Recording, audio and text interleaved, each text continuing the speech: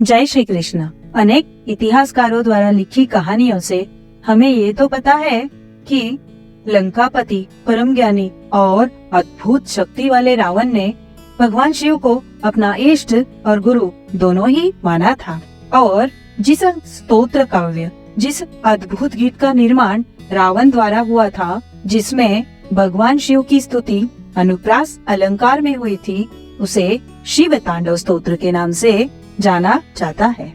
अनुप्रास अलंकार मतलब एक श्रृंखला की शुरुआत जिसमें एक ही ध्वनि को लगातार दोहराते हैं और जिसका उद्देश्य एक श्रव्य नाड़ी प्रदान करना है, और यह भावनात्मक प्रभाव देता है। आ रहे श्रावण माह का स्वागत करने हेतु आज से भगवान शिव को शीघ्र प्रसन्न करने वाले शिव तांडव स्तोत्र को सीखना आरंभ करना है। तो आइए हम और आप मिलकर इसकी पौराणिक कहानी सुनेंगे कि कैसे, क्यों और किसने इस स्तोत्र की रचना की और इसे शिव तांडव स्तोत्र क्यों कहते हैं। कहते हैं, सुवर्ण की लंका के अधिपति राक्षस राज रावण भगवान शिव के घनिष्ठ शिष्यों में से एक था। रावण एक दिन ऐसे ही विचारों में मग्न था तो कहीं से उसके मन में एक विचार आया कि मैं तो अपनी सुवर्ण लंका में बड़े ही ऐशो आराम से रहता हूँ, परंतु मेरे स्वामी भगवान शिव बर्फों से आच्छादित कैलाश पर्वत पर रहते हैं, तो क्यों न मैं उन्हें अपनी लंका में लेकर आऊं और सारी सुख सुविधाएं प्रदान करूं, नित उनकी सेवा करूं। उसे ये तो पता था कि भगवान शिव को उनकी इच्छा के विरुद्ध कोई भी कहीं भी नहीं ले जा सकता था, परंतु उसे अपनी संपत्ति और शक्ति का अहंकार चढ़ गया था। उसी अहंकार से वह दक्षिण से उत्तर की दिशा की ओर निकल पड़ा।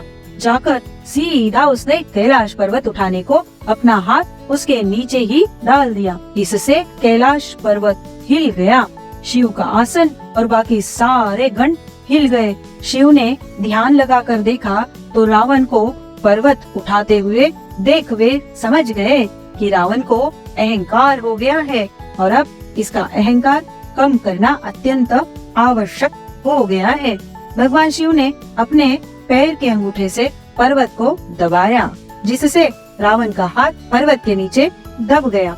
अनेक प्रयासों के बावजूद रावण अपना हाथ निकाल नहीं सका और अत्यंतिक पीड़ा में रावण के मुख से काव्य निकल गया, और वह भगवान शिव की स्तुति युक्त 17 श्लोकों वाला काव्य जब शिव के कानों में गूंजा तो प्रसन्नता से भगवान शिव नृत्य करने लगे, और उस नृत्य को तांडव कहते हैं। इसीलिए इस स्तोत्र को शिव तांडव स्तोत्र के रूप में जाना जाता है।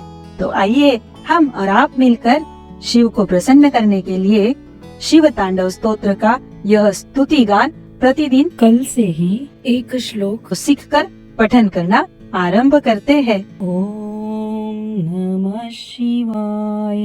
जय श्री कृष्ण।